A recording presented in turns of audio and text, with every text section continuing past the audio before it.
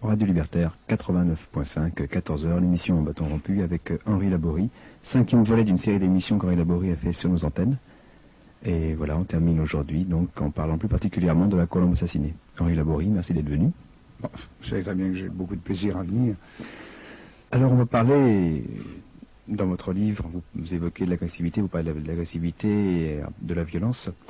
Et moi j'aimerais savoir comment s'est passé, comment s'est déroulée la rédaction de ce livre, et puis comment est né ce livre, puisqu'il y a des petits passages comme tout à fait intéressants. C'était un livre sur comment au départ, je crois. Oui, c'est assez amusant d'ailleurs, parce que c'est un livre assez peu conforme, si vous l'avez lu, vous allez vous en rendre compte. Et je fais partie d'un comité scientifique de la Fondation pour la recherche de la défense nationale.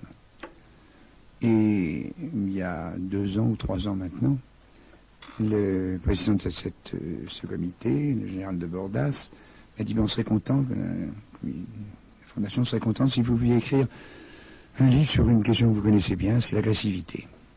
J'avais déjà écrit un livre, il y avait 14 ans de ça, ou 16 ans même maintenant, l'agressivité détournée, et j'avais pas mal de choses à dire, je ne retire rien de ce qui était dans ce précédent livre. J'ai beaucoup de choses à dire depuis, parce que j'avais compris un certain nombre de choses, j'avais lu beaucoup de choses, que c'est une question qui a été étudiée un peu partout et par toutes les disciplines. Donc j'ai accepté avec plaisir d'écrire ce livre, qui au fond, si vous voulez, avait pour moi une motivation importante, à savoir que tout le monde a parlé de l'agressivité, que ce soit les psychologues, les sociologues, les économistes, les politiques, et aussi les biologistes, les neurophysiologistes, les biochimistes du cerveau. Mais on a l'impression que tout ça ce sont des pièces détachées et qu'il était intéressant de réunir les pièces du PUDS pour en faire un tout cohérent. C'est bien que j'ai accepté avec plaisir d'écrire ce livre, parce que j'ai l'impression que j'étais au point au moment où j'avais suffisamment de documents et moi-même j'avais évolué dans ma recherche suffisamment pour comprendre plus largement et faire un tout cohérent, je le répète. Alors, j'ai écrit ici, puis quand il a été rédigé, et que je l'ai porté au général de Bordas, je lui ai dit, écoutez, je vous l'apporte, mais je pense que vous ne publierez pas. Parce qu'effectivement, c'est un livre assez profondément anarchiste, puisque nous sommes anti-anarchistes. Et il a dit, mais écoutez, ne décidez pas avant nous, on va voir. Alors il l'a donné à 4 généraux à lire, et 15 jours après, il m'a dit, mais nous sommes heureux et fiers de le publier. C'est paradoxal, heureux et fiers. Alors heureusement, oui, non, ils ont été heureux et fiers. Je veux dire que quand j'ai eu à l'exposer devant la commission, devant le comité, ça a été reçu avec pas de critiques, il y a eu des interrogations, et c'était assez chaleureux. Et comme j'avais la certitude qu'il ne publierait pas, j'ai été surpris et j'avais pris contact déjà par avance avec Grasset. Je disais, est-ce que vous l'accepteriez de publier? Il a dit bien sûr. Et quand la Fondation a voulu le publier, j'ai dit, écoutez, il y a Grasset, est-ce que vous pourriez vous mettre en rapport avec Grasset? Si bien que l'affaire a été très simple. Ils ont publié avec 1000 exemplaires, je crois, distribués au président de la République, aux ministres, à quelques généraux et quelques personnalités marquantes. Et Grasset, 6 mois après, je crois, a repris l'édition, sous une autre forme d'ailleurs, sans rien changer au texte, et l'a publié pour le grand public. Voilà comment l'histoire de ce livre. C'est assez amusant, effectivement, de constater que, et bien que ce soit un milieu dans lequel, la Fondation soit un milieu dans lequel il y a beaucoup de généraux, il y a tout de même un caractère assez ouvert pour admettre que les choses puissent être dites. Je ne pense pas que ce soit en URSS, si vous voulez, qu'on ait pu le faire, ça, une chose pareille. Mais si les Russes ont publié 3 de mes bouquins, sont des bouquins purement scientifiques dans lesquels il n'y a pas des débordements dans les sciences sociales. Alors, et aucun de mes livres ayant cet impact n'a été retenu par l'Académie des sciences du RSS, je dois dire. Malgré toute la gentillesse qu'ils ont envers moi, ça je reconnais aussi. Et l'estime d'ailleurs. Alors voilà comment a été fait ce livre. Pour moi, il m'a fait plaisir à écrire parce que ça m'a mis les choses en place. Et une fois de plus, m'a permis avec des documents venant des sciences humaines, de fertiliser, si j'ose dire, ces sciences humaines avec une approche, avec des sources d'information qui sont celles de la biologie du comportement, en essayant au début de le faire d'une façon très simple. Ça m'ennuyait d'ailleurs, parce que j'ai eu l'impression de me répéter. Si bien qu'au début, déjà dans l'introduction, je dis que ceux qui sont persuadés, qui ont lu mes précédents livres, ou qui sont persuadés d'en savoir suffisamment sur la biologie des comportements, donc à commencer à la page 83. Et quand j'ai parlé un soir à la radio avec une émission qui s'appelle Adrénaline, un téléspectateur, un auditeur, a téléphoné en disant, ben voilà, moi j'ai bien lu les livres de Laborie et à qui dois-je m'adresser parce que j'ai commencé à la page 83. Alors, est-ce qu'on peut m'embourser? Alors je lui ai dit, écoutez, c'est simple, vous avez le prix de votre livre, que vous avez payé votre livre, vous avez le nombre de pages, divisé par le nombre de pages de prix de votre livre, multiplié par 83, envoyez-moi la note et je vous rembourserai. Mais ne répondez pas quand même cette notion-là, parce que si beaucoup de gens ont commencé à la page 83, ça me reviendrait cher. Dans votre livre, vous égratignez quand même sérieusement et allègrement certaines notions de liberté, d'égalité, fraternité et également la notion de patrie et la réaction des militaires vis-à-vis de ça. Vous avez dit que c'était très ouvert. Oui, ils ont accepté que je... Ça correspond à quoi pour eux? On parlait tout à l'heure Mais je pense, je ne sais pas, je ne veux pas me mettre à leur place, donc je ne peux pas. Mais j'imagine, si vous voulez, que beaucoup d'entre eux ne sont pas des andouilles, et qu'ils ont une culture assez vaste aussi, et ils ne sont pas bien dans leur peau. Ils ont entre les mains actuellement des instruments de mort extrêmement efficaces, et ils ne sont pas très sûrs que s'ils avaient à l'utiliser de leur bon droit. Ils sentent entre les mains d'un pouvoir politique, et ils sentent effectivement le bras percutant d'un État, et vous avez vu l'État, comment je l'arrange, et ils n'osent pas le dire parce que c'est leur fonction. Ils ont à remplir une fonction, même s'ils ne sont pas, ils vont pas se mettre à la retraite d'office. Quelques-uns le font de temps en temps, mais c'est rare. Et je pense que quand quelqu'un qui n'a pas de dépendance hiérarchique, qui n'appartient à aucune institution, et dont le travail s'organise avec une autonomie économique assez exceptionnelle, peut dire ce qu'il peut-être il pense, sans vouloir en être parfaitement conscient, ça ne les ennuie pas. Ils sont plutôt heureux de ça.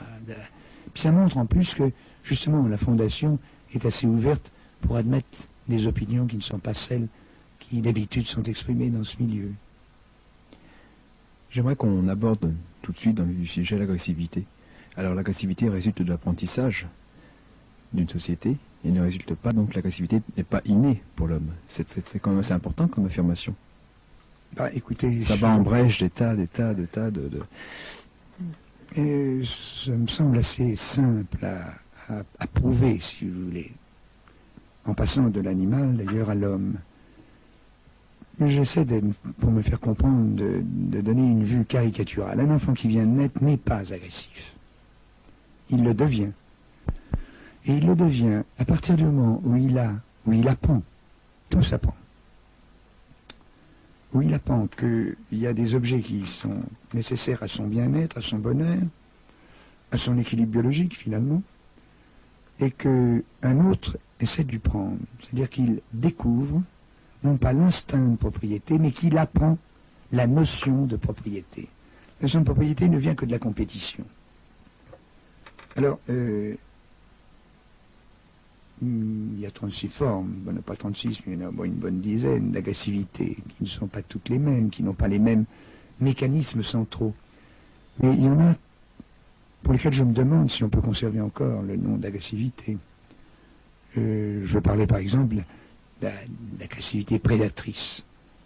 Et je répète souvent que quand un lion saute sur une gazelle, il est agressif, suivant la définition que j'ai donnée de l'agression. La définition que j'ai donnée de l'agression, c'est la quantité d'énergie cinétique qui est nécessaire pour augmenter l'entropie d'un système. Ça veut tout simplement dire apporter dans un système organisé, un être vivant, un système organisé, du désordre. Ça, l'agressivité. Alors, quelquefois, elle est directe. Le coup de poing dans la figure, ça va faire un désordre, vous aurez l'œil au beurre noir. Quelquefois, elle est indirecte par le langage, ça c'est l'homme, qui peut parler et être agressif d'une façon d'engager et remarquer qu'il y a déjà un progrès. Plus ça permet d'écouler un peu son agressivité. Comment? Ça permet d'écouler un peu son agressivité. Oui, ça permet de transformer l'autre, finalement. Même le déstructurer à un certain point. Dans ses jugements, dans l'opinion qu'il avait ou de vous, ou d'un sujet quelconque qui est commun aux deux. Mais dans l'exemple que je prenais de la lionne qui saute sur une gazelle, elle n'en veut pas la gazelle, elle n'a aucune affectivité vis-à-vis de la gazelle, elle a faim et elle se débrouille pour manger. C'est comme la ménagère qui va chez le boucher, elle n'en veut pas au bœuf, elle n'a aucune animosité contre le bœuf. Et ce qui peut, je termine d'ailleurs le livre sur cette notion qui me choque effectivement, personnellement, qui choque notre vision humaine de la justice, du bonheur, de l'équilibre, à savoir que toute cette planète est habitée par des espèces qui se mangent les unes les autres, qui ne peuvent survivre en tant qu'individu, en tant qu'espèce, qu'en ayant un objet de prédation, c'est-à-dire par la mort, la souffrance, la douleur d'une autre espèce. C'est quand même curieux, que ce soit un immense charnier. Et seulement, ce qu'il faut dire tout de suite, c'est que entre les espèces, il y a prédation, mais à l'intérieur d'une même espèce, il y a exceptionnellement, on pourrait presque dire par erreur, meurtre d'un individu sur un autre individu. Seul l'homme est capable de tuer son semblable. L'animal ne le fait pas. C'est pour ça qu'ils nous sont très supérieurs, d'ailleurs. Donc, il y a cette agressivité prédatrice. Il y a une agressivité de défense, quand vous avez mal, quand on vous fait mal.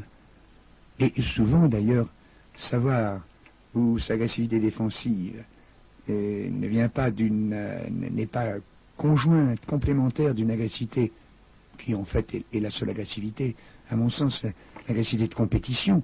Parce que dans la compétition, il y a un dominant qui va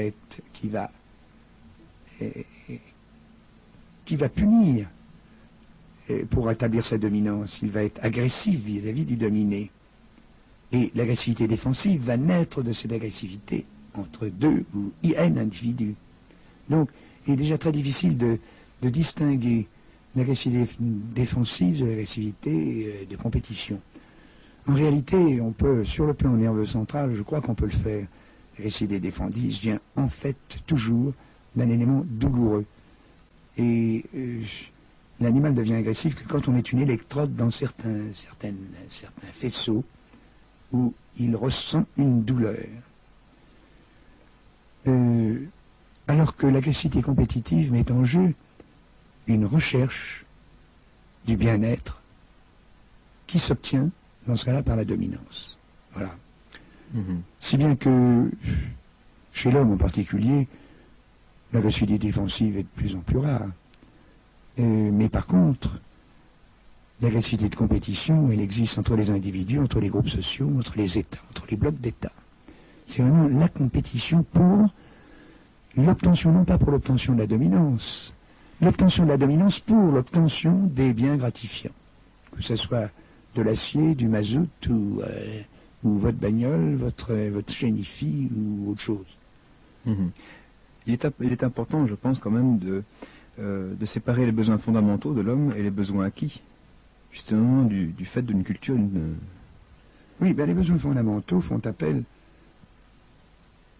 à ce qu'on appelle des instincts, des comportements instinctifs. En fait, on pourrait peut-être élargir un peu, là, mais très peu. Il y a 3 instincts, 3 donc besoins fondamentaux. Si vous ne buvez pas, si vous ne mangez pas, si vous ne copulez pas, il n'y aura ni individu ni espèce, bien sûr. Vous mourrez de faim, de soif, et il n'y aura plus personne si vous ne vous reproduisez pas, pour continuer l'espèce. Alors, on peut dire que notre système nerveux, et de toutes les espèces d'ailleurs, mais le nôtre aussi, est programmé. Ça veut dire programmé que les relais nerveux, l'anatomie nerveuse et la fonction des neurones aboutit à des comportements instinctifs qui sont boire, manger, copuler. À partir de ça, tout le reste s'apprend. Et seulement, ce qu'il y a, c'est que ce sont toujours ces 3 instincts primitifs qui guident, qui motivent votre action, mais vous n'en avez absolument plus conscience parce qu'ils doivent s'exprimer à travers des règles de comportement qui sont des règles sociales, en rapport justement avec un système hiérarchique qui est établi par la compétition. Donc, si ça ne vous intéresse, si vous n'êtes pas motivé, vous n'aurez aucun intérêt à agir d'une certaine façon ou d'une autre. Mais cette motivation, elle va être fondamentale, ces besoins fondamentaux vont être transformés dans leur réalisation par des besoins acquis qui viennent de l'apprentissage culturel. Est-ce que je m'explique clairement? Oui. C'est-à-dire que, bien sûr, vous avez besoin de manger, et de boire, et de vous habiller, et d'être abrité, etc. Mais on vous explique que pour ça, il faut que vous donniez au groupe social, on vous l'apprend, en échange un certain travail. Bien. Et effectivement, j'ai eu l'occasion de le dire ici, à cette antenne déjà,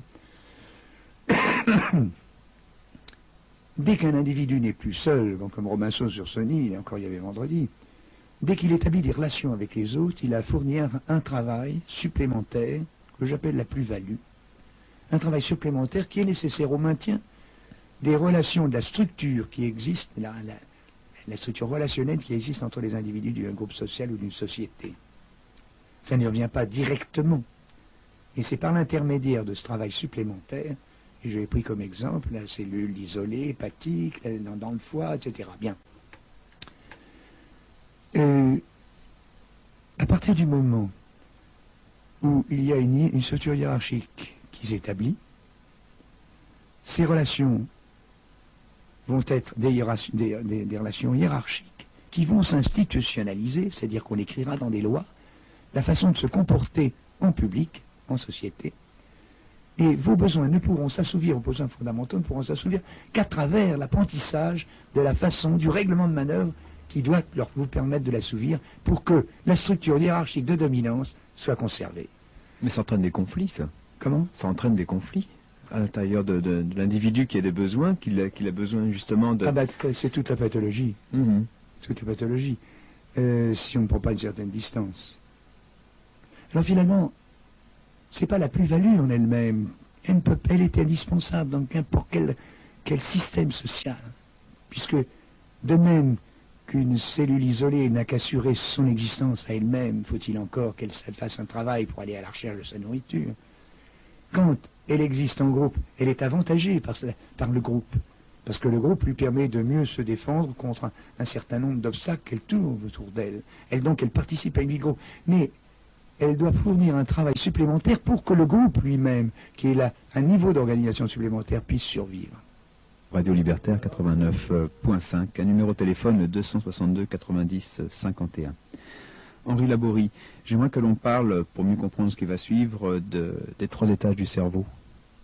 Oui, ben c'est assez facile à résumer, si l'on veut. C'est un neurophysiologiste américain qui s'appelle MacLean, qui a attiré l'attention sur le fait que, au cours de l'évolution des espèces, le cerveau humain n'est pas arrivé comme ça. Il est l'aboutissant d'une très longue évolution. Depuis les cellules primitives se promenant isolés dans les océans, protégés des rayons ultraviolets du soleil, qui se sont réunis pour former des organismes pluricellulaires, puis qui se sont développés à travers toutes les espèces les plus primitives jusqu'à l'homme. Et nous retrouvons dans la nature, en général, ajoute, elle ne retranche pas. Elle ajoute donc quelque chose en plus qui transforme le fonctionnement de ce qu'elle avait déjà fait. Le cerveau le plus simple, celui du présent, celui indispensable pour la survie immédiate, nous venons d'en parler d'ailleurs, ce que nous appelons l'hypothalamus et le tronc cérébral, si vous voulez. Bon. Et c'est lui qui répond aux besoins fondamentaux, et c'est lui qui est le cerveau instinctif. Mais quand vous vivez dans un espace, si vous n'aviez pas les moyens, et ça, par exemple, c'est pour ça que MacLean l'appelle le cerveau reptilien, les reptiles sont contents de ce cerveau-là. Quand vous habitez dans un environnement et que vous pouvez mémoriser, c'est-à-dire que les expériences que vous avez de cet environnement laissent dans votre cerveau des traces, qui sont des traces d'ailleurs matérielles, ça se pèse. Hein, et pour me faire comprendre, je dirais qu'il y a une autre mémoire que la mémoire nerveuse, et que tout le monde connaît, c'est la mémoire immunitaire. Quand vous avez rencontré un bacille, vous avez sécrété qu'on appelle des anticorps et des molécules protéiques qui font que quand vous le retrouvez, vous le reconnaissez et vous le tuez. Bien. Dans votre cerveau, quand une expérience est rentrée dans votre système nerveux, soit venant de votre intérieur, de l'ensemble de la colonie cellulaire dans laquelle votre cerveau se trouve placé, soit de l'extérieur, et ça laisse des traces. Il y a une synthèse de protéines qui laisse des traces et qui vont coder des neurones. Donc, ce cerveau est le cerveau que MacLean appelle de l'affectivité. Je préfère dire, et je corrige cette notion, en disant qu'il n'y a pas d'affectivité pour moi sans mémoire. On se souvient des choses agréables, des choses désagréables, dangereuses, douloureuses, etc. On reproduira les choses agréables et on évitera de reproduire, dans sa stratégie d'action, les choses désagréables. Et vous voyez comme déjà, ça repose sur des mécanismes qu'on commence à débrouiller d'une façon relativement précise.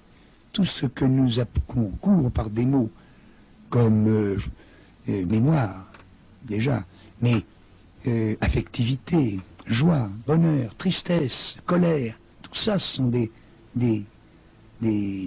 voies neuronales mises en jeu, aboutissant à l'action ou à la non-action. J'y vais y venir.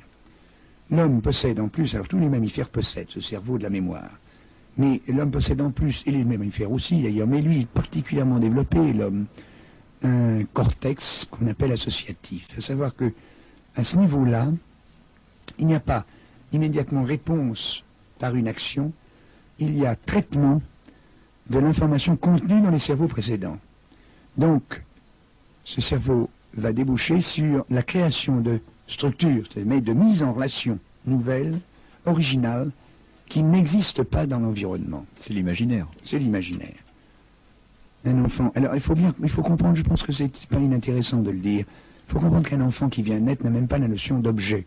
Et le premier objet, c'est lui. Il ne sait même pas qu'il existe dans un environnement différent de lui. Les stimuli qui lui viennent de l'environnement pénètrent tous par des canaux séparés. Les voies visuelles ne sont pas les voies auditives, ni les voies tactiles, ni les voies osmiques, ni les voies gustatives. Bien. Et il faut qu'ils soient réunis par un système d'association que l'animal possède, d'ailleurs, parce que sans ça, il ne pourrait pas vivre, dans un cerveau cette association est possible par l'action. C'est parce que, petit à petit, au cours des premiers âges, on a vu un objet, touché un objet, senti un objet, goûté un objet, pesé un objet, que toutes ces sensations vont sur le même objet, en même temps, se réunir dans notre cerveau par ces voies associatives. Et on va construire progressivement le premier objet, c'est-à-dire soi, séparé d'un environnement qu'on ne savait pas exister en dehors de soi au début, à la naissance. Et donc, c'est sur ces associations que travaillait le cerveau imaginatif. Imaginaire, d'ailleurs, est un mot dangereux. Ça fait penser tout de suite à image. L'imaginaire ajoute quelque chose de plus à l'image. Il ajoute la possibilité de créer des structures qui n'existent pas. Un projet, de créer un projet. Un projet. Vous dites que les droits de l'homme seraient la liberté de faire aboutir son projet. C'est vrai. Oui, c'est ça la liberté. Il n'y a pas de liberté quand on voit comment est construit un cerveau humain, comment il est engrammé depuis la naissance, comment il est, je dirais, conditionné, bien que j'aime pas tellement le terme.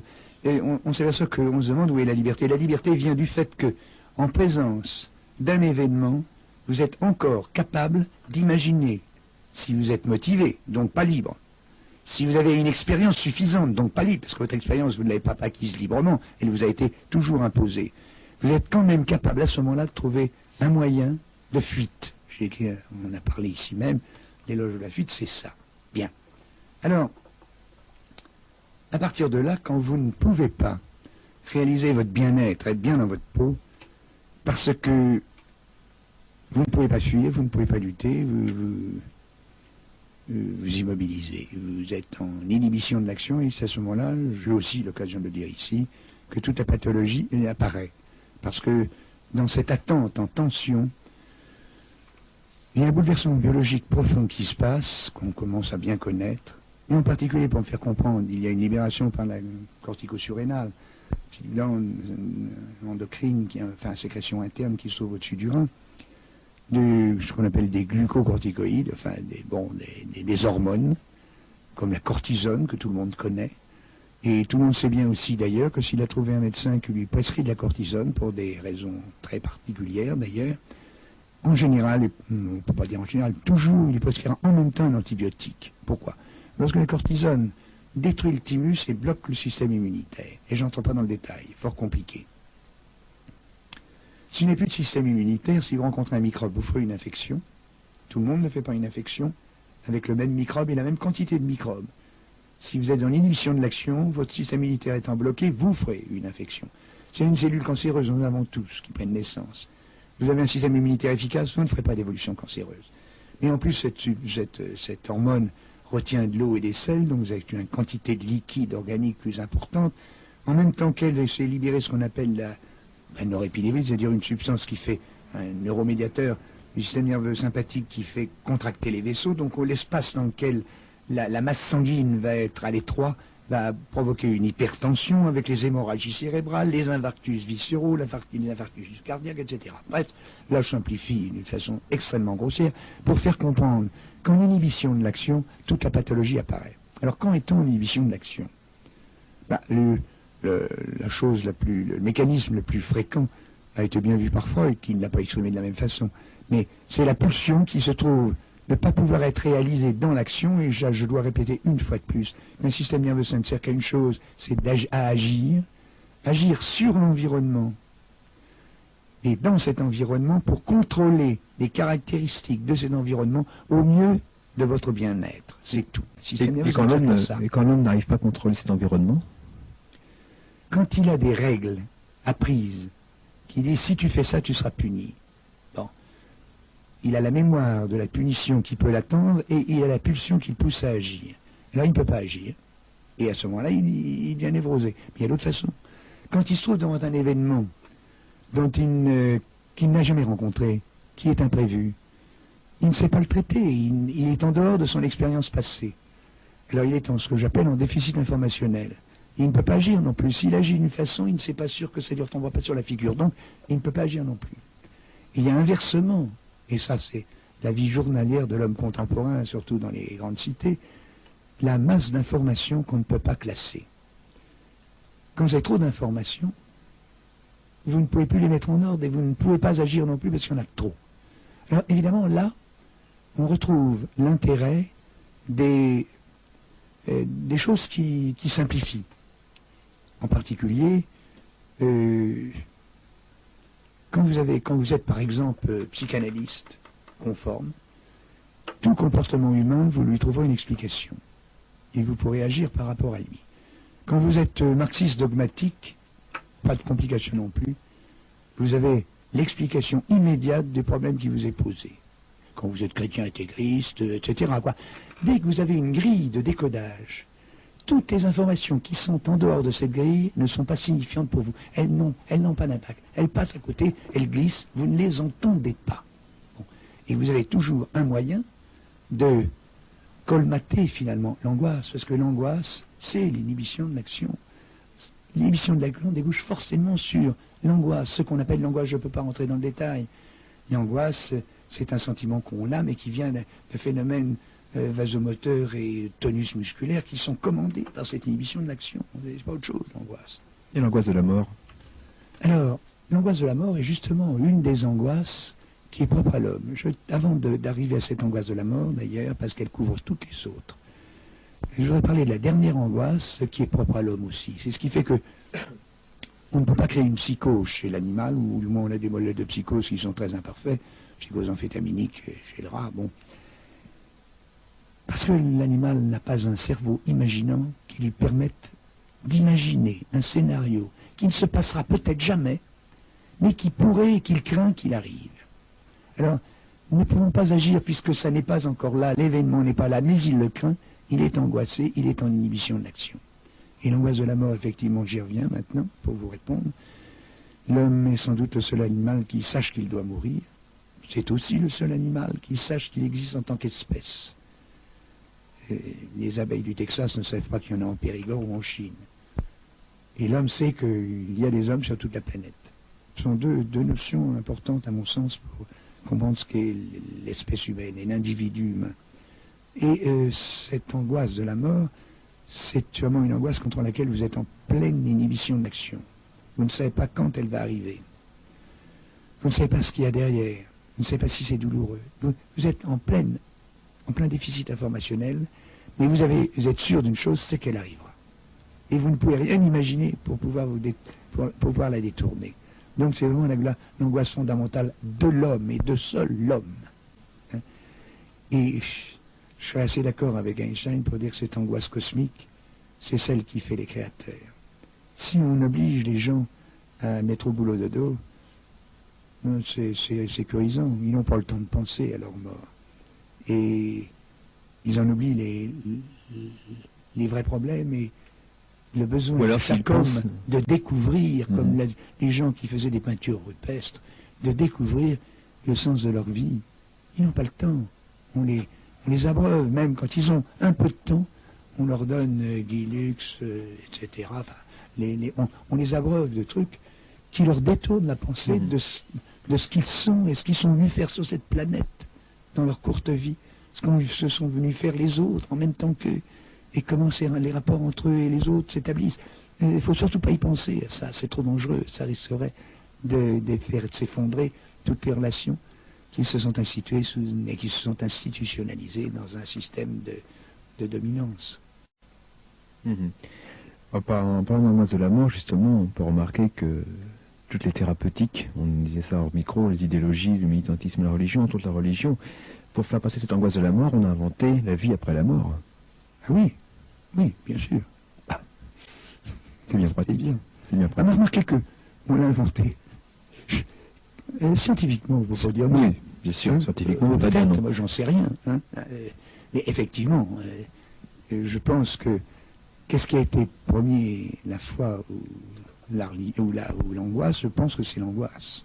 Les animaux ont peur, ils ne sont pas angoissés, aussi ils sont angoissés quand ils ne peuvent pas agir. Mais ce n'est pas une angoisse qui procède d'une imagination de ce qui peut arriver. La différence entre la peur et l'angoisse? La peur débouche, à mon sens, c'est personnel ce que je raconte, mais n'a pas ce que j'observe, ce que je vois, expérimentalement. La peur débouche sur une action. La peur vous fait ou fuir ou lutter. Et du fait qu'elle débouche sur une action, elle ne se perpétue pas. Je ne sais pas, vous avez sans doute entendu parler des valeureux guerriers de la guerre 14-18. Ils vous disaient qu'ils étaient angoissés avant de passer à l'attaque. Ah oui, ils étaient là dans la tranchée à attendre. Mais qu'à partir du moment où ils agissaient, ils avaient peur, mais ils faisaient quelque chose. Et je dirais qu'ils tamisaient, ils occultaient leur peur en agissant, en courant avec l'arme au bras et en jetant des grenades et en tirant sur l'ennemi. Voilà. Tandis que l'angoisse, c'est justement cette sensation épouvantable de ne pas pouvoir agir contre quelque chose qui se passe ou qui pourrait se passer. Alors, évidemment, il y a plusieurs fuites à cette angoisse. Dans certains cas, quand vous manquez d'imagination, il y a le ras-le-bol, il y a l'opposant de... J'en parlais tout à l'heure, il y a l'agressivité défensive. Il y a la névrose. C'est pas moi qui l'ai dit, c'est Pierre Janet, il dit deux choses. Il a dit que le comportement névrostique, dont le plus bel exemple est la crise d'hystérie, était un langage. C'est une façon de s'exprimer. Le langage étant une action. Vous agissez sur l'autre par l'intermédiaire du langage. Nous reviendrons sans doute sur ce problème assez important, du point de vue de l'agressivité d'ailleurs. Et vous avez l'inhibition, c'est-à-dire toute la pathologie qui vous tombe dessus, ou vous avez des fuites telles que la drogue. Ils partent en voyage, les drogués, ils fuient un monde dans lequel ils ne peuvent pas agir pour se faire plaisir. La plus toxique étant de très loin l'alcool. Mais l'alcool ayant tous les toxicogènes, qu'ils soient légers ou lourds, diminue l'agressivité. Bien sûr, quand on est en manque, après accoutumance et dépendance, on veut devenir agressif pour se procurer ou l'argent ou la drogue. Mais la drogue a cet avantage de diminuer l'agressivité, de vous faire vous détacher du monde insupportable dans lequel vous êtes. Bien. Mais l'alcool, au contraire, est le seul toxique qui augmente l'agressivité et qui permet d'avoir un comportement viril. Alors, les toxicogènes, en général, amènent ceux qui s'y livrent à ne plus être des producteurs, alors que l'alcool, non seulement permet de continuer à être producteur, mais en plus, il favorise la production. Regardez le nombre de gens qui vivent officiellement de la production d'alcool, de sa vente et de sa consommation. Bien. Alors celui-là, étant donné que la société l'accepte parce qu'elle ne gêne pas le comportement d'individus dans un système social qu'elle a institutionnalisé, elle l'accepte. Même si ça augmente d'une façon considérable le nombre des accidents d'auto, etc. Alors que les autres, qui font un détachement, un éloignement de l'individu de tous les problèmes sociaux et surtout du problème du travail, alors celui-là, manifestement... Et le suicide? Il est honni. Le suicide? Comment? Le suicide. Le suicide aussi, c'est une fuite. Mais le suicide, c'est le seul... Comment? C'est une fuite admise. Je veux dire, c'est admis par la socioculture, il n'y a pas de problème. Le suicide. Oui. Le suicide vous dites, le suicide est admis par la socioculture qu'elle ne comprend pas la cohésion du groupe. Au contraire, il a même tendance à la renforcer. Ben oui. Oui, et puis elle arrive trop tard en général. C'est un suicide bien réussi, ça, y a rien à faire. Donc c'est encore un système de fuite. C'est le dernier cri lancé par quelqu'un. C'est au fond le suicide.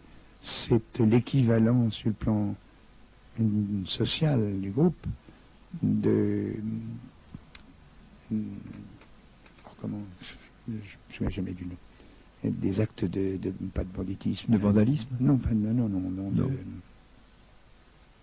Les gens qui font des attaques à main armée, qui font des prises d'otages, etc. Délinquance criminelle? Non, terrorisme. La délinquance. Non. Terrorisme? Terrorisme. En fait, le suicide, c'est le terrorisme, le plan du groupe. C'est-à-dire quelqu'un qu'on n'entend pas, que la société ne veut pas écouter, et qui se trouve poussé pour se faire entendre à un acte de violence.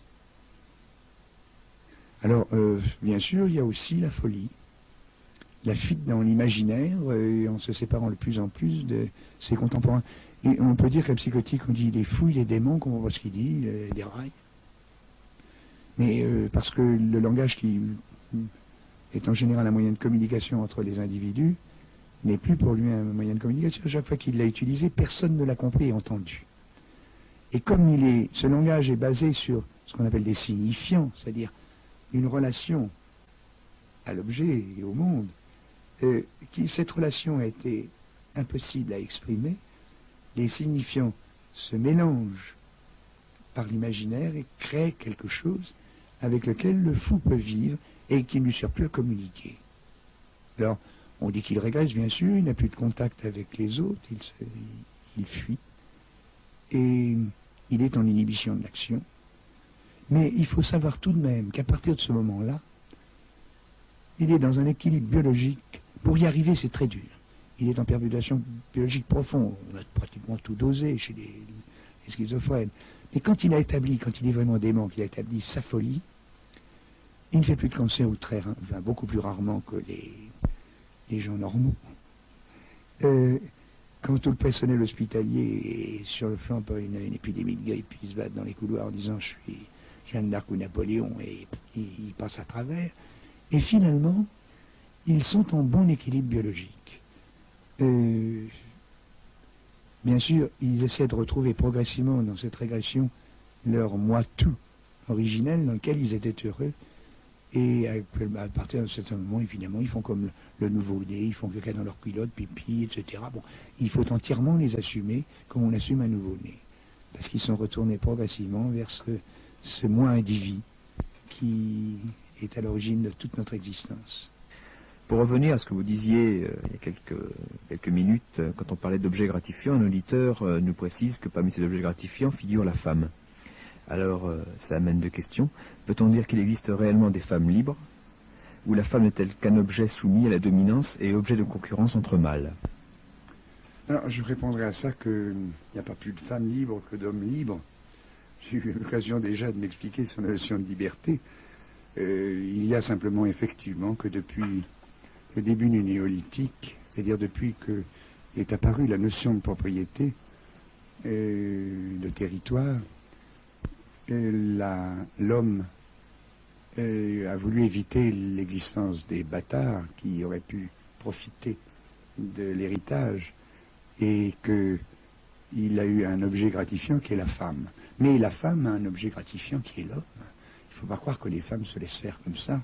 Hein, et quand on est l'objet gratifiant de plusieurs femmes, c'est pas tellement simple de résoudre le problème.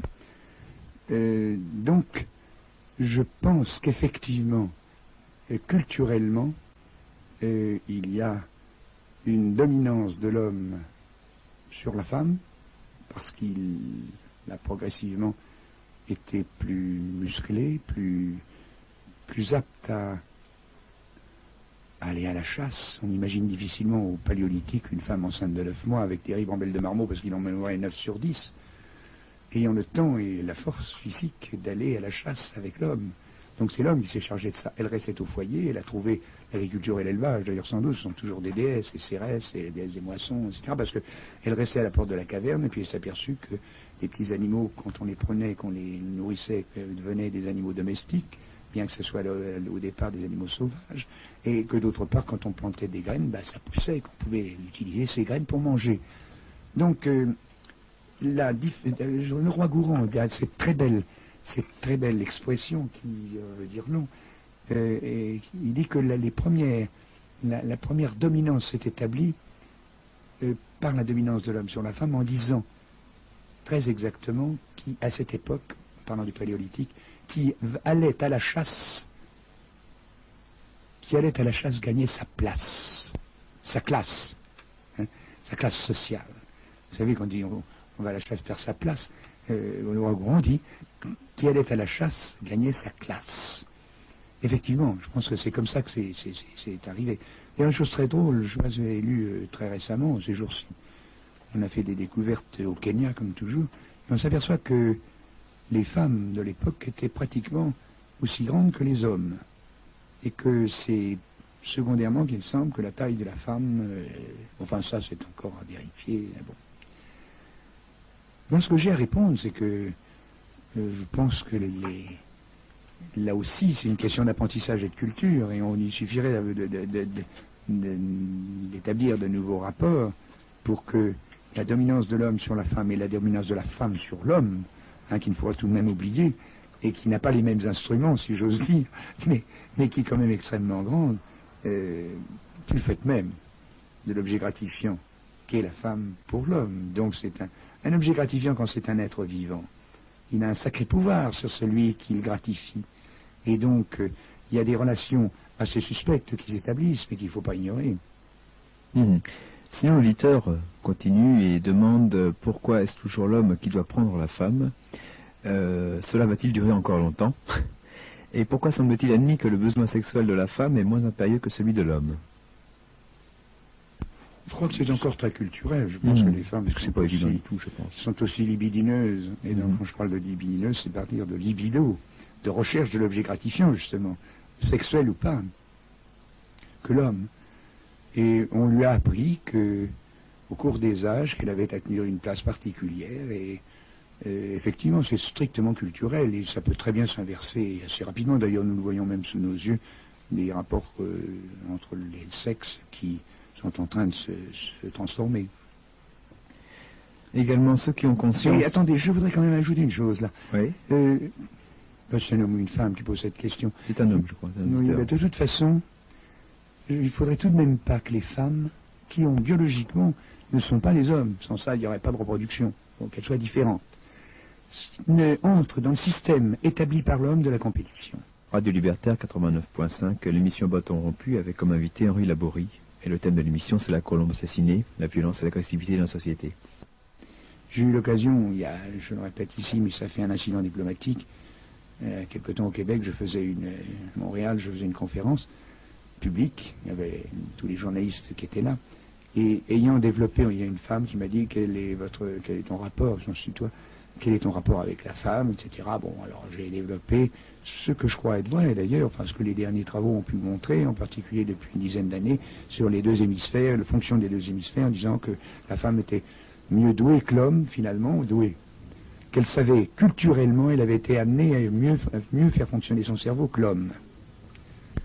Que l'homme avait fait faire fonctionner son cerveau gauche, qui est celui de la logique, du langage, etc., et qui aboutissait à la société de production que nous connaissons.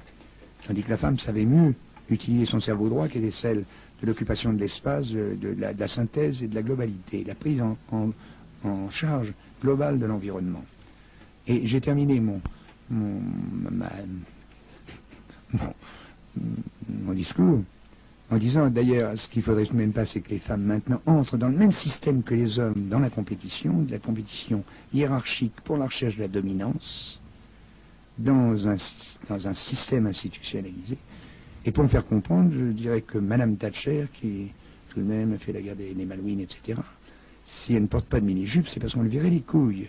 Alors ça, immédiatement, tous les journaux de Montréal le soir avaient en grosses lettres, Laborie a dit que si Mme Thatcher ne portait pas de mini-jupe, c'est qu'on virait les couilles. Ensuite, ils expliquaient pourquoi, mais c'était comme ça. Quand je suis arrivé au consulat le soir, on m'a dit, vous avez dit ça? Je dis, oui, je l'ai dit. Bon, alors l'agence française a téléphoné ça à Paris, et finalement, il n'y a que M. René Lévesque qui a été très content que j'ai pu sortir cette chose un peu lourde, mais qui expliquait bien ce que je crains, c'est que la femme n'entre à Polytechnique, défile sur les Champs-Élysées en portant le drapeau et recommence les mêmes conneries que l'homme a fait. Et donc ça sera un peu normal, l'éducation étant égale pour les hommes pour les femmes, à ce niveau-là, elle a tendance à reproduire le même schéma.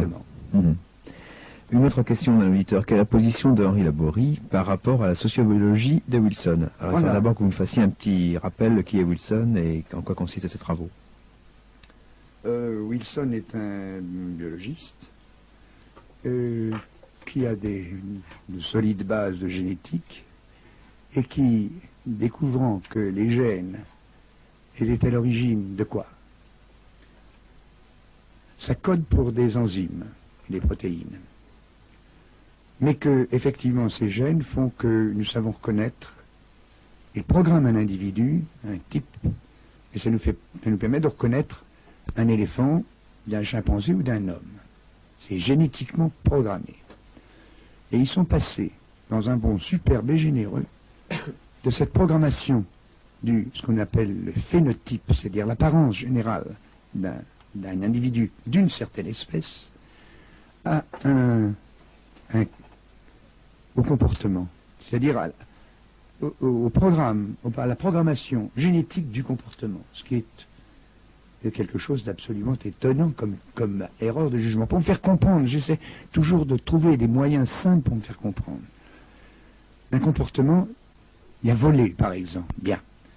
Vous voyez des insectes volés, des chauves-souris qui sont des mammifères volés, et des oiseaux volés. Personne n'aura l'outrecuidance et la bêtise de dire que ce sont les mêmes gènes qui, dans les trois espèces, arrivent à la même fonction. Bon. Alors c'est basé en plus sur la notion d'intelligence, qui est basée sur les QI, qui est une notion alors absolument invraisemblable, dans laquelle certains psychologues ont décidé que pour être intelligent, alors que l'intelligence, je vous ai parlé tout à l'heure d'une quantité de fonctions cérébrales. J'ai parlé de la mémoire, de l'affectivité, etc. Bon, l'imaginaire. Mais l'intelligence, alors je ne sais pas s'il y a un faisceau qui est fait pour l'intelligence. Et justement, un enfant qui vient de naître ne peut pas être intelligent, parce qu'il n'a rien appris. Et s'il continue à apprendre, s'il apprend beaucoup, et qu'il sort d'une grande école, ça ne veut pas dire qu'il sera intelligent, ça veut dire qu'il aura une bonne mémoire et qu'il l'aura utilisée, c'est tout. Pour moi, l'intelligence ne réside pas dans la façon dont on va être utile, dans la façon dont on utilise son système nerveux pour être utile à un ensemble social qui dit, à ce moment-là, comment il faut être pour être intelligent, comment il faut répondre pour être intelligent. Bien. Donc, Wilson et son école, qui ont fait beaucoup de bruit, mais qui commencent maintenant à retomber dans l'oubli et parce que quand même il y a un certain nombre de gens qui ont sauté de la génétique au comportement dans l'ignorance totale, en passant par les insectes et les oiseaux. Prenons des exemples dans les insectes et les oiseaux. Ah, les insectes se comportent comme ça, les oiseaux se comportent comme ça. Donc l'homme, voilà, c'est génétiquement, s'il est agressif, c'est génétiquement, etc. Tout. Et débouchant sur un eugénisme, c'est-à-dire une programmation des êtres exceptionnels et des êtres non exceptionnels, lambda, qui faisait qu'on tombait sur un type de société du type nazi. Hein, alors, quand on tombe sur cette société, moi je m'en fous personnellement, ça ne me fait rien. Ce qui me gêne, c'est l'erreur. L'erreur de jugement qui amène à croire qu'un élément aussi multifactoriel qu'un comportement humain en situation sociale peut être programmé génétiquement. Alors, pour me faire comprendre aussi, je vous dirais qu'on peut programmer génétiquement un individu en faisant copuler ou en ensemençant une femme surdouée avec le sperme d'un prix Nobel, ça se fait. J'ai même présidé à la Sorbonne l'année dernière une séance, ou les 3 journées avec des prix Nobel. Il y en avait un qui s'était branlé pour foutre son sperme et qu'on ensemence des femmes surdouées. Si on abandonne l'enfant dans un milieu qui va naître, un enfant forcément surdoué, déjà c'est une bêtise. Parce que dans les couilles de ce brave prix Nobel, il y a des milliards de spermatozoïdes qui n'ont pas tous la même programmation génétique, hein, parce que il y a une combinatoire déjà. Une combinatoire génétique qui vient du père et de la mère de cet individu, et que le spermatozoïde va prendre un peu du père, un peu de la mère. Bon, donc déjà c'est idiot, mais ce que je peux affirmer, c'est que si on abandonne cet enfant dans un milieu non humain, en une forêt obscure, et qu'il soit recueilli, on a quelques exemples, par une meute de loups, ça ne deviendra jamais un homme. Il ne saura ni marcher, parce que ça s'apprend, ni parler, parce que ça s'apprend. Et il ne sera jamais un homme, il n'aura pas un QI très élevé, il aura au-dessous de 0 même. Vous voulez. Donc, voilà le genre voilà comment je me place par rapport à Wilson. C'est-à-dire que, personnellement, je pense qu'aucun biologiste sérieux, et vous avez eu Jacquard ici, aucun biologiste sérieux ne peut vous dire actuellement la part de l'acquis et de l'inné dans une personnalité humaine. De toute façon, il y a quelque chose qui est absolument inacceptable, c'est de passer d'un code génétique à un comportement. Ce sont deux choses différentes, complètement différentes. C'est pas parce que vous avez que les yeux bleus que vous allez faire forcément de résoudre une intégrale. C'est pas de la même matière. Il y a information génétique d'un côté et information nerveuse de l'autre. Et c'est pas les mêmes informations. Est-ce que c'est clair? C'est très clair.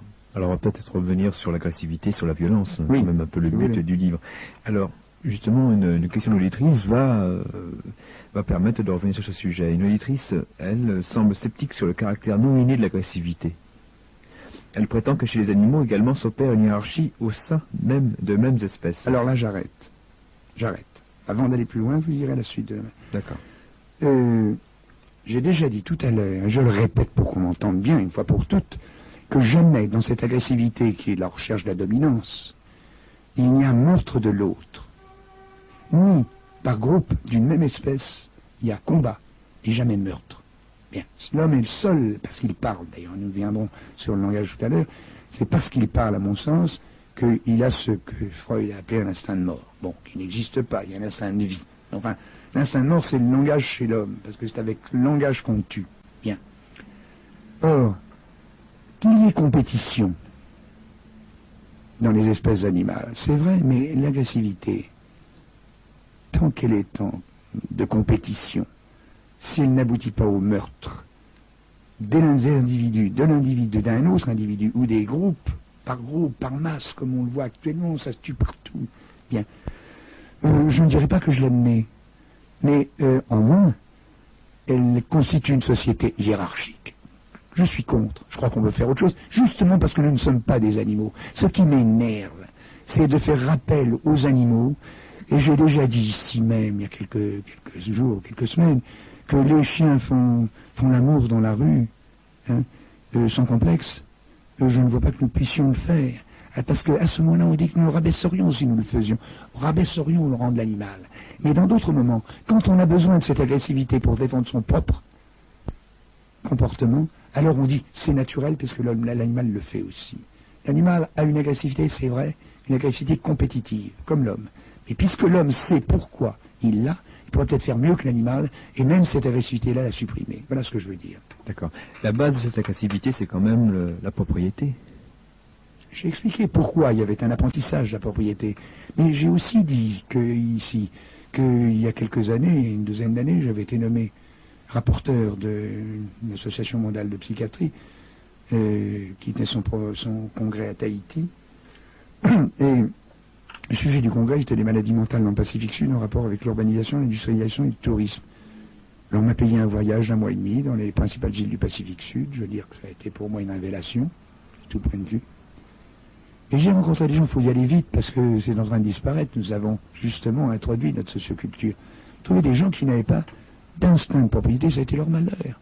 Quand les premiers arrivants, Scott, des Pilitois, etc., sont arrivés dans ces îles où il n'y avait pas besoin de propriété puisqu'on avait tout ce qu'on voulait à domicile. Il n'y avait pas besoin de prendre à l'autre ce qu'on avait déjà, il n'y avait pas d'armes. On ne savait pas ce que c'était qu'une arme.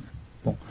Alors, quand ils sont arrivés, les premiers occupants, ils ont trouvé quoi? Des gens qui leur ont dit, au lieu de les attendre avec un arc et des flèches pour défendre leur territoire, ils leur ont dit, ils leur ont voulu des colliers de fleurs autour du cou, ils leur ont donné des noix de coco, des fruits, des fleurs, ils leur ont dit, vous voulez des femmes? En voilà. Il n'y a pas de propriété ni de l'enfant par le couple, parce qu'il n'y a pas de couple. Bon. Donc, il n'y a pas d'instinct de propriété, il y a une notion de propriété. Cette notion de propriété, je le répète, elle est née au Paléolithique, à partir du moment de la fixation de l'homme au sol. Lorsqu'il a eu des objets gratifiants, j'ai fait la préface d'un mémoire qui est paru au CNRS d'ailleurs, d'un préhistorien qui travaille dans le Languedoc. Puis vous avez aussi le travail de Gimbertas, puis de bien d'autres préhistoriens, qui montrent qu'avant l'établissement au sol, on ne savait pas ce que c'était que des armes. Seulement qu'au même moment, et daté de façon précise, à la porte des cavernes, il y avait encore des gens qui, quand l'hiver venait, à la fin de la dernière glaciation, il y a un climat saisonnier qui est apparu l'hiver, on recommençait à se serrer la ceinture, la famine, il fallait retourner à la chasse, etc. Pendant ce temps-là, il y avait des gars qui, à 30 km, on a retrouvé leur grenier à grains. Ils avaient inventé l'agriculture et l'élevage. On a trouvé leur grenier à grains, les squelettes des animaux domestiques, etc. Les gars qui étaient en train de se serrer la ceinture, on en veut, nous, les autres, on dit, ah non, c'est à nous. Hein, on a travaillé pour les faire. Et finalement, il y a eu à ce moment-là, comme les autres étaient encore de valeureux guerriers, ils savaient chasser. Il y avait des armes, les autres avaient oublié. Ça demandait 4000 ans. On compte 4000 ans, de 10 000 à 6 000 ans. Et les premières civilisations néolithiques étaient des civilisations égalitaires, matrilinéaires, parce qu'on ne connaissait pas le père, et sans armes. Ça, il faut le savoir. Tout prouve.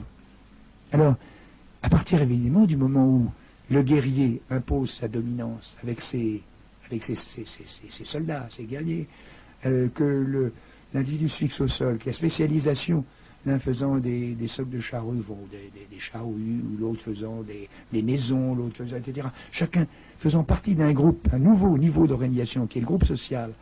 Et là, chacun dépend de l'autre à ce moment-là.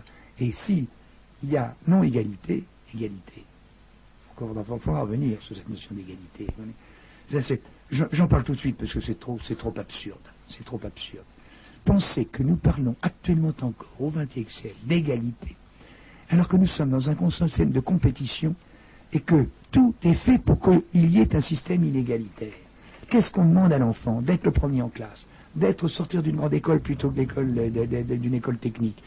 On lui demande, et alors ce qu'on appelle maintenant, on s'est rendu compte que c'était quand même un peu osé de parler d'égalité, on parle d'égalité des chances. Des chances à quoi? À être inégal. On fait tout pour que les gens soient inégaux, et on vous parle d'égalité. Alors là, moi, les bras m'en tombent, c'est l'absurdité. Bon, c'est invraisemblable, c'est comme la liberté, pareil.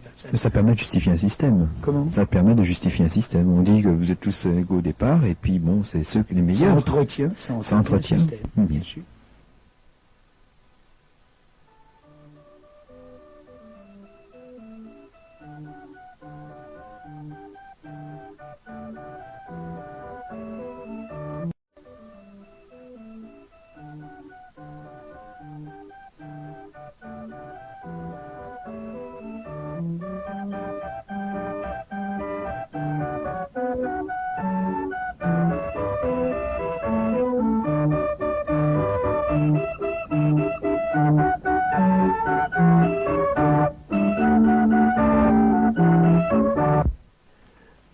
Vous êtes toujours à l'écoute de Radio Libertaire 89.5, un numéro de téléphone, le 262 90 51. Alors on a parlé un petit peu d'intelligence et d'hérédité, et ça met une question à chaud d'un auditeur qui s'étonne pourquoi certains psychiatres encore prétendent que l'intelligence est héréditaire. Bon, je crois que la première raison, il faut dire, c'est que il n'y a pas quelqu'un de moins scientifique qu'un psychiatre. Et que la génétique, il en est très très éloigné. C'est actuellement des bases mathématiques et des physiques qui sont vraiment au-dessus de leur portée. Donc l'avis d'un psychiatre sur l'importance de l'hérédité dans l'intelligence, ça me semble déjà très suspect. D'autre part, il faut se poser la question de savoir, est-ce que vous avez remarqué, moi vraiment j'ai une très vieille expérience de ça, vous savez, je ne suis plus jeune. Quand quelqu'un parle et pour l'inné, ou quand quelqu'un est pour l'acquis, vous pouvez immédiatement décoder son message. En général, sont pour l'inné les gens qui d'ailleurs, paradoxalement, sont pour la liberté. L'homme est libre, disent-ils d'un côté.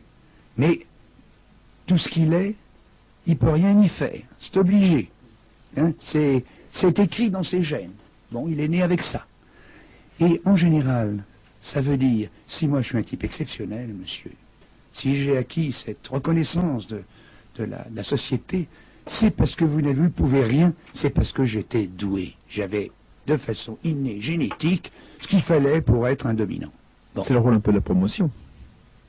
La promotion. La promotion sociale dans une société hiérarchique, peut-être, non?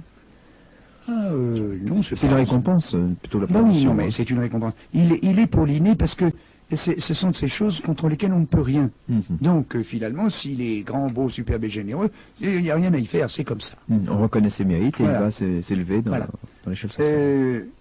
Vous entendrez jamais, ou très rarement quand même, un ouvrier spécial ou un manœuvre, parler de l'hérédité et dire que s'il est manœuvre, c'est bien parce qu'il ne peut pas faire autrement, qu'il était héréditairement voué à être manœuvre. Bon, c'est pas fréquent. Bon.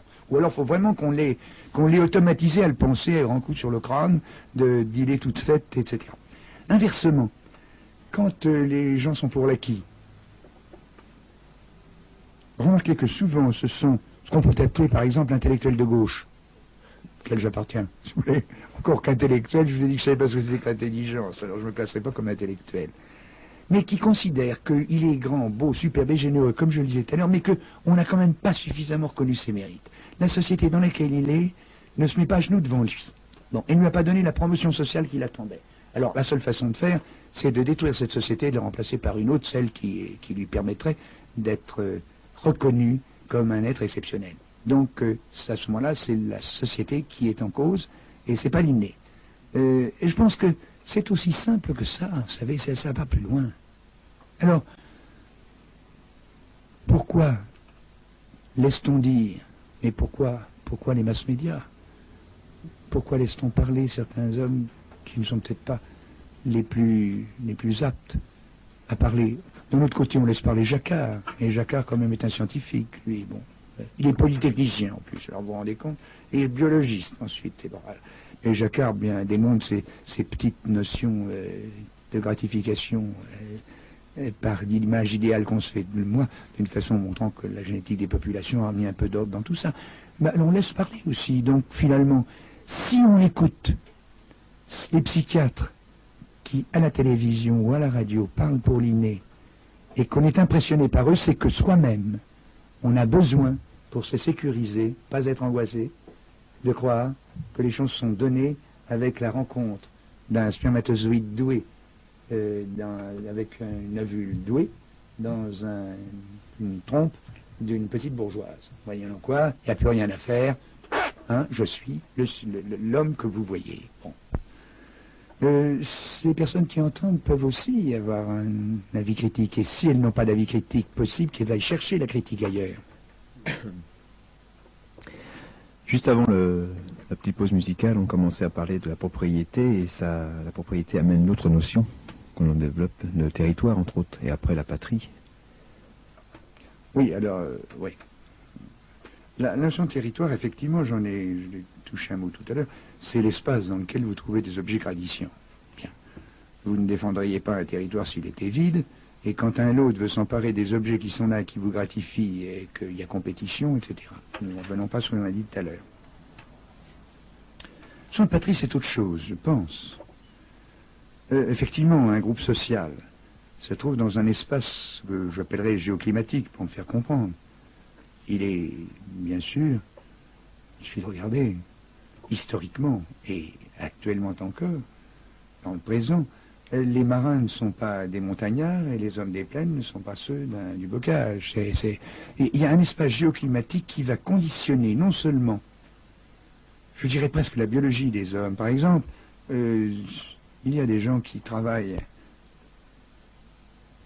des travaux agricoles à 4000 mètres dans les Andes. Ils sont adaptés à ces 4000 mètres, c'est-à-dire qu'ils font un travail aussi important que celui qui vit au niveau de la mer, alors que si on emmenait ce dernier à 4000 mètres, il serait un foutu de lever un bras. Hein. Bon. Uniquement parce que justement, on s'est aperçu qu'ils avaient dans leur myocarde, dans leur cœur, un réseau vasculaire extrêmement abondant avec des quantités de micro-vaisseaux qui leur permettaient d'avoir une meilleure alimentation de leurs muscles et de leur cœur. Bien. Ça a demandé des siècles avant d'y arriver à ça. Donc, chaque espace géoclimatique, malgré les mélanges innombrables, quand on voit ce qu'est la France, depuis, même sans aller très loin, depuis l'âge du bronze, le mélange des grandes invasions, c'est un melting pot, enfin je ne voudrais pas utiliser un mot anglais, c'est un mélange invraisemblable de races, de races. Déjà, c'était... Quand l'envahisseur n'était déjà plus racé, il était déjà lui-même un mélange. Alors il faut trouver un homme préhistorique du Kenya pour trouver une espèce humaine, un homo sapiens. Bien. Et au cours des siècles, du fait que ce sont des hommes, ils ont, grâce au langage, établi des relations dans cet espace géoclimatique, des relations que l'on peut appeler une culture. Au fond, des automatismes, ce n'est rien de très... C'est assez trivial. Un comportement par rapport au milieu et par rapport aux autres êtres qui, dans le même milieu, vivaient comme eux. C'est tout. Alors, ça explique que vous ayez, au fond, un régionalisme. Et je pense que pour être internationaliste, je suis très heureux d'avoir ma carte de citoyen du monde, qui ne m'a pas été... Je ne l'ai pas demandé, on me l'a donnée. Hein. Et... je pense que pour être citoyen du monde, il faut être aussi au moins régionaliste. Il faut être individualiste pour comprendre l'autre et comprendre la vie en société. Aimez-vous les uns les autres en commençant par vous-même. Et vous ne pouvez pas aimer les autres. C'est pour ça qu'il est très difficile d'aimer Dieu, parce que quand on ne le connaît pas, hein,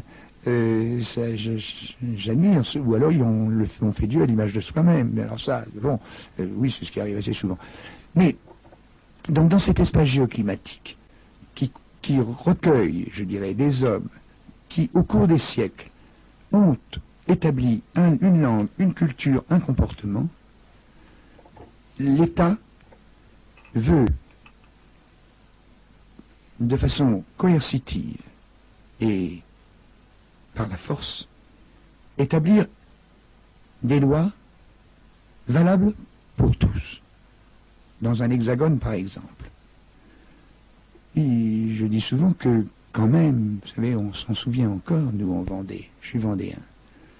Et pour faire admettre aux Vendéens, on a cru que c'était qu'ils voulaient défendre leur curé et leur noble. Pas du tout, c'est une jacquerie, parce que les petits bourgeois sont emparés de leurs terres et qu'ils n'étaient pas contents. Bon, on a divisé leurs terres, le bien des nobles a été redistribué au type qui faisait petits mouchoirs à Cholet, alors que le gars qui travaillait la terre, lui, il a été dépossédé de ça. Bon. Il s'est révolté, c'est donc une jacquerie. Mais on a tué 500 000 hommes pour leur faire admettre liberté, égalité, fraternité. Et je dois dire que au début, ce n'était pas fraternité. On ne le dit pas. C'était liberté, égalité, propriété, parce qu'on avait redistribué la propriété. La propriété était vraiment l'élément fondamental de la lutte. Donc, je veux dire aussi une chose, c'est que on ne dit pas souvent qu'il est possible. C'est pour ça que je dis qu'il faut repenser l'État. Actuellement, il est impossible de vivre en autarcie pour une région. Je le vois pour le Québec, où je suis presque québécois. Et pour le Québec, c'est pareil. Ils savent bien qu'ils sont sur le continent américain et qu'ils ne vont pas, et qu'ils vivent avec des anglo-saxons. Bien. Ils demandent simplement que les rapports économiques, culturels, linguistiques, politiques, ils aient, eux, l'autorisation de dire comment ils les conçoivent sans que la Constitution valable pour tous les États soit appliquée à tous les États et à eux en plus, alors qu'ils ont, s'ils sont une ethnie et qu'ils ont une patrie, alors voilà, nous sommes différentes. Bien. Il ne s'agit pas de s'isoler, il s'agit de savoir comment. On peut vous donner la parole pour expliquer ce que vous voulez. Alors que l'État, lui, tel que nous le concevons actuellement, est un État coercitif qui oblige tout le monde à obéir aux mêmes lois. Or, on ne dit pas que, par exemple, on toute cette lutte pour l'école privée et l'école laïque. Bien. Je serais plutôt pour l'école laïque, j'ai été toujours à l'école communale puis au lycée, donc. Mais est-ce qu'on sait que en Alsace-Lorraine, parce qu'elle a été en compétition entre l'Allemagne et la France pendant des siècles, les curés, les rabbins et les pasteurs sont payés par l'État. Alors, donc il y a des moyens dans des régions qui appartiennent au même hexagone, au même État, de faire, suivant ce que veulent les gens et désirent les gens, non pas des concessions, mais établir des rapports qui soient différents. Or, il y a quelques années encore, souvenez-vous, on apprenait aux petits noirs, et nos instituteurs ont alphabétisé, on apprenait aux petits noirs du Sénégal que leurs ancêtres étaient les Gaulois, et pendant le même moment, on interdisait aux Bretons de parler le gaélique. Alors, c'est ça l'État qu'il faut supprimer. Par contre, il faut imaginer un autre État dans lequel il y ait suffisamment de combinatoires, je dirais, d'ajustements réciproques pour qu'il n'y ait pas des lois valables pour tout le monde, mais par région, je dirais presque par village, par communauté, par ethnie. Alors ça paraît anarchique, mais c'est un autre ordre. Un ordre qui peut aller plus loin, qui sera passager encore, et on trouvera sûrement d'autres choses après. Mais on ne peut pas en sortir autrement. Henri Laborie, j'aimerais vous reprendre sur ce que vous venez de dire. En parlant de régionalisme ou de nationalisme, justement, est-ce que ces gens qui revendiquent une certaine autonomie ne veulent pas reproduire exactement la même chose, c'est-à-dire un État, avec tous les rapports de dominance, tous les rapports de hiérarchie que l'on retrouve dans l'État le grand, c'est-à-dire par exemple la France, et ne veulent-ils pas créer un État breton ou un État corse ou un État basque, c'est-à-dire reproduire le même schéma? Oui, sans doute. Et peut-être, je permets, peut-être est-ce qu'on ne peut pas, puisque vous disiez, on peut laisser donc les gens faire leur expérience, est-ce qu'il serait peut-être dommage de laisser les gens faire une expérience étatique dans un certain coin de la planète et d'autres personnes faire une expérience, je dirais, anarchiste dans un autre coin de la planète? Est-ce qu'il y aura justement pas risque de conflit entre les uns et les autres? Alors, là vous atteignez le dernier niveau d'organisation. Je pense que le socialisme ne peut être, socialisme entre guillemets, ne peut être que planétaire ou pas. Tant qu'il y a des États qui rentreraient en compétition avec d'autres États, j'ai eu l'occasion de le dire à cette antenne d'ailleurs, je ne vois pas comment on peut s'en sortir. les États dominants sont toujours ceux qui ont le plus grand nombre d'individus à leur disposition parce qu'ils ont statistiquement plus de chances de tomber sur des découvertes technologiques avancées. Et j'ai aussi dit ici, et je le répète, le laser n'avait peu de chances d'être trouvé en République d'Andorre et en Liechtenstein. Donc, tant qu'on limite par des frontières des structures de relations économiques, culturelles et politiques, sans les généraliser à la planète, il y aura toujours compétition entre des États ou entre des blocs d'États avec des États dominants, les plus nombreux, et des États satellites qui devront être très contents d'être les satellites de l'État dominant. Bien. Ce que je voulais dire tout à l'heure, c'est part d'une notion bien banale de théorie des ensembles, si vous voulez. Un ensemble est fait d'éléments. Une société est faite d'individus, un individu est fait de cellules, les cellules sont faites de molécules, disons. Bien. Il y a des niveaux d'organisation. Et il serait absurde de vouloir que tous les éléments ethniques participant à un ensemble qui les englobe soient identiques avec les autres éléments ethniques de cet ensemble. Chacun peut garder ses caractéristiques.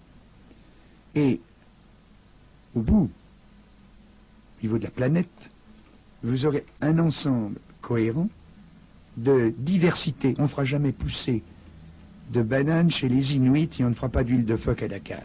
Bien, chacun a sa place sur cette planète. Bien.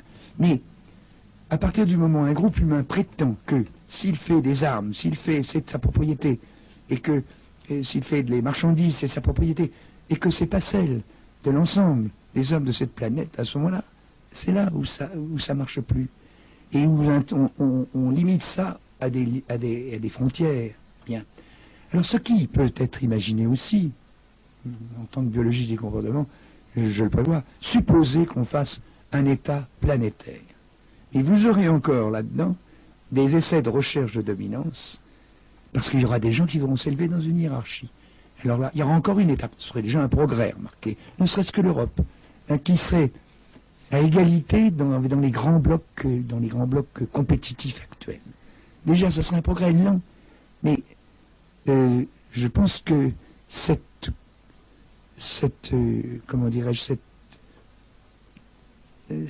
création d'un ensemble planétaire n'empêchera pas que dans cet ensemble, qui ne sera plus ni un ensemble régional ou national, il y aura encore des compétitions interindividuelles et intergroupes. Elles auront au moins un caractère, c'est que ne pourront plus utiliser des armes. Bon. Si on abordait un peu la criminalité, je sais que c'est assez important. Bah oui, tout le livre est fait pour aboutir à ça, d'ailleurs. Quand même. Alors là, je crois que, et si je le dis, c'est parce que j'ai pris des sources. Pas moi qui l'ai fait, ça. Si je le dis, c'est parce que j'ai pris des sources bibliographiques sur des quantités de travaux basés sur des statistiques extrêmement sérieuses et indiscutées. Et à l'inverse de ce que tous les mass médias nous font croire, et là on aura peut-être intérêt tout à l'heure à savoir pourquoi les mass médias qui sont entre les mains des pouvoirs, je ne dis pas qu'un seul, surtout actuellement, tentent de nous faire croire que la criminalité est en croissance, en augmentation. Criminalité, j'entends bien. Quand je parle de criminalité, c'est le meurtre, le crime de sang. Entre individus. Entre individus. Entre individus. Je ne parle pas de la guerre, je parle entre individus. Or, ça, toutes les statistiques nous montrent que depuis 2 siècles, elle a diminué des 2/3, au moins. C'est un fait. On ne peut pas aller contre les faits. Alors, non seulement elle n'augmente pas la criminalité, elle diminue, mais diminue d'une façon considérable. Seulement, autrefois, quand il y avait un meurtre dans la région du Gard, les gens qui étaient à Paris ne savaient pas. Actuellement, s'il y a une petite fille qui est violée dans un coin des Causses, immédiatement, à toutes les séances de télévision et de radio, pendant 3 jours, on entendra parler. Bien, donc il y a diffusion d'informations, mais il n'y a pas augmentation de la criminalité. Ce qu'il y a augmentation, oui, d'une chose, qu'on appelle la délinquance. Pourquoi? Parce que de plus en plus, une société marchande, celle dans laquelle nous vivons, met sous les yeux des gens la façon dont ce qu'ils doivent posséder pour être heureux. Comment voulez-vous être heureux sans avoir la R5 ou la Super 5, sans avoir la chaîne IFI, sans avoir pas moi, les biens de consommation. Tous les gadgets qui font notre vie. Ouais, ouais. Bon, alors, si vous n'avez pas l'argent pour vous le payer, vous allez le prendre, bien sûr. Vous irez même, quelquefois, cette délinquance pour aller exceptionnellement jusqu'au meurtre, pour se procurer l'argent, pour se procurer ces trucs-là. Vous voyez, même les parois des autobus sont couvertes d'affiches. Il faut reconnaître au pays socialiste, il n'y a pas de publicité. C'est déjà un progrès, ça. Bon, on n'a pas envie quelque chose parce qu'on ne vous propose pas. Bien. Alors, pourquoi la criminalité est-elle diminuée? Et là, nous revenons au langage. Un autre, alors ça, un travail d'un sociologue de Lyon, qui a passé sa thèse de sciences d'ailleurs récemment à Paris, dont je fais partie du jury, qui s'appelle Bessette, qui fait une étude très soigneuse de la criminalité, montre justement que les couches sociales dans lesquelles elle existe encore, et plus abondamment, dirais-je, sont toutes des couches sociales dans lesquelles on ne sait pas parler. Si la criminalité, et je pense que dans les phénomènes vivants, dans les processus vivants, il n'y a jamais une cause qui produit un effet. Ça, je ne fais que le répéter depuis 30 ans. Et donc, il ne faut pas, dans ce que je vais dire, croire que la cause de la diminution de la criminalité tient dans ce fait que, non. Il y a de multiples causes. Mais l'une de ces causes, ces multiples facteurs dont nous ne les connaissons pas tous, l'une de celles-là, importante, et je crois, et je suis convaincu par ce que dit Bessette, le fait qu'on n'a pas appris aux gens à parler. On les a scolarisés. Avant, qu'est-ce que c'est que le langage? C'est un moyen de communication, c'est un moyen d'action.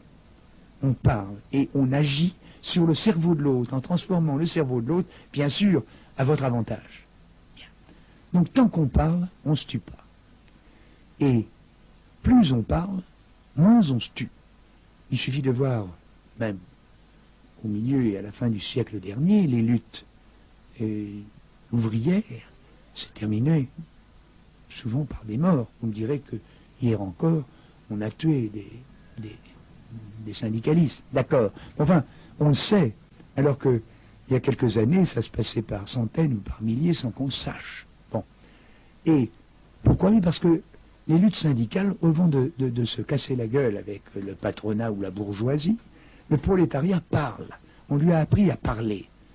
Pas toujours très bien.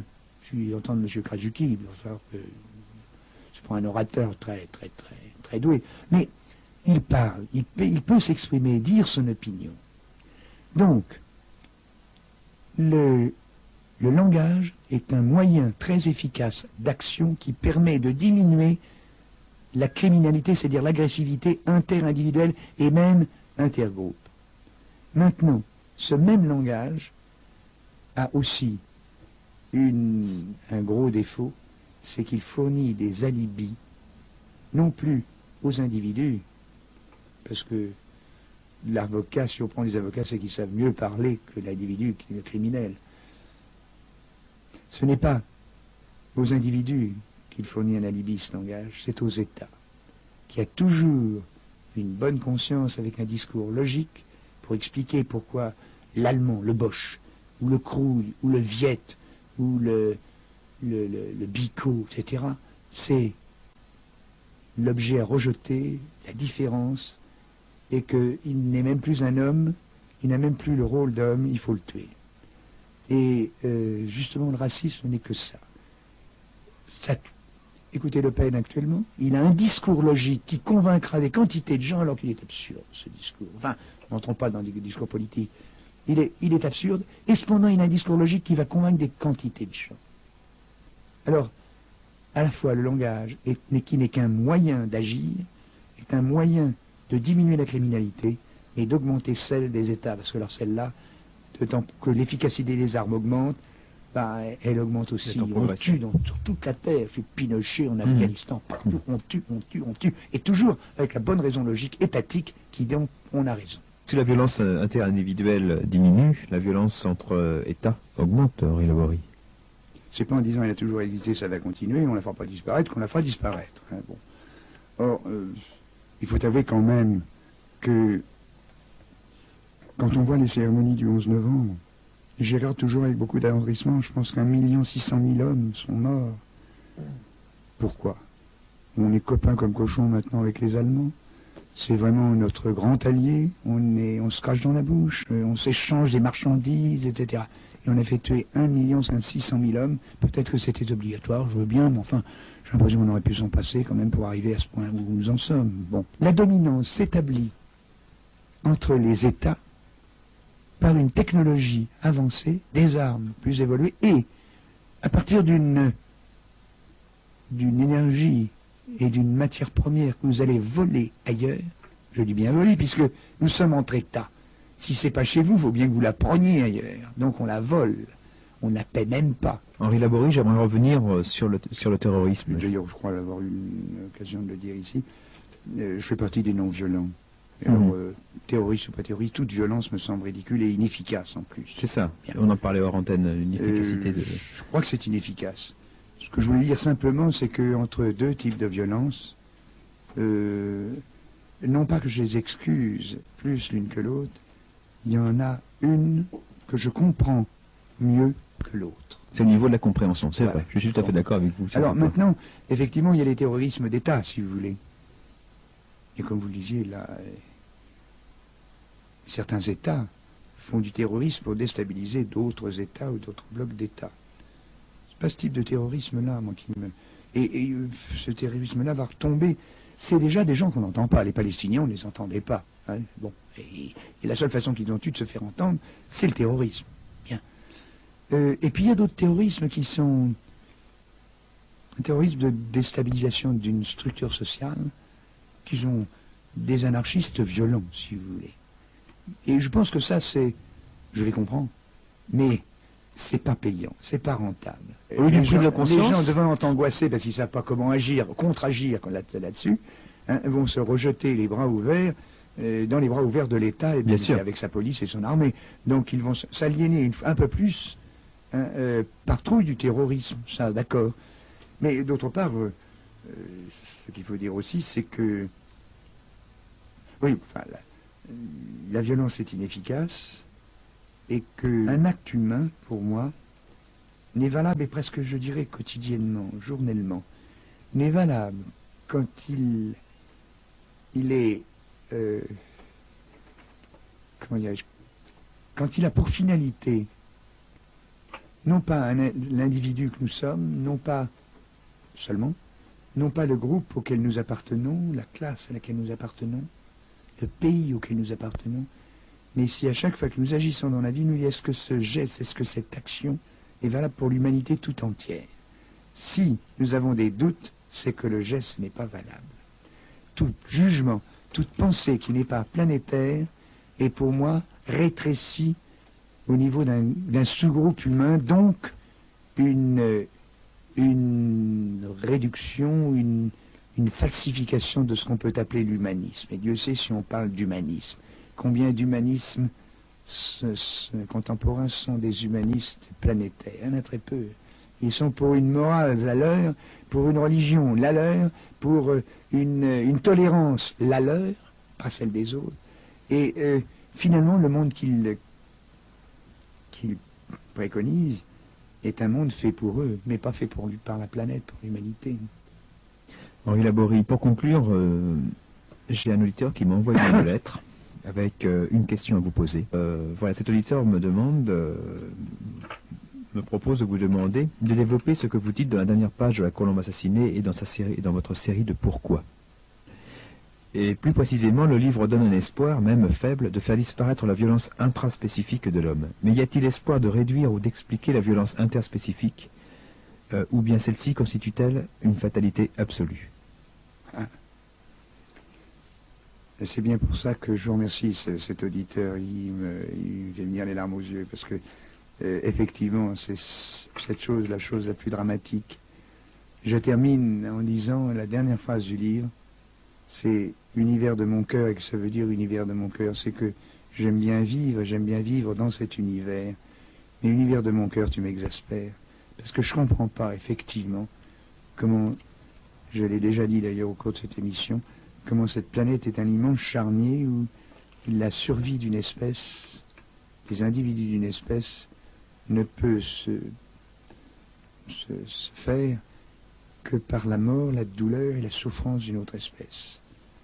Le faucon a son surmulot, mais la vache a son herbe. L'herbe est un être vivant. Tout n'est que absorption de photons solaires, c'est ça finalement. L'absorption de photons solaires par l'intermédiaire de la photosynthèse et de bouffer l'autre pour pouvoir vivre. Et ça, alors là, ça montre que notre sentiment humain de justice, et ça ne dépasse sans doute pas la hauteur de nos cheveux, et que la conscience universelle qui peut exister, je n'ai pas de preuve scientifique qu'elle n'existe pas, qui serait l'espace et le temps, cette conscience universelle, nous n'y participons absolument pas. De même que ma cellule hépatique ne participe pas au discours que nous avons tenu aujourd'hui. Alors Henri Laborie, j'espère que ça va bien Je suis fonctionner. très heureux. L'avantage de la radio, c'est qu'on ne peut pas vous envoyer de tomates sur la figure.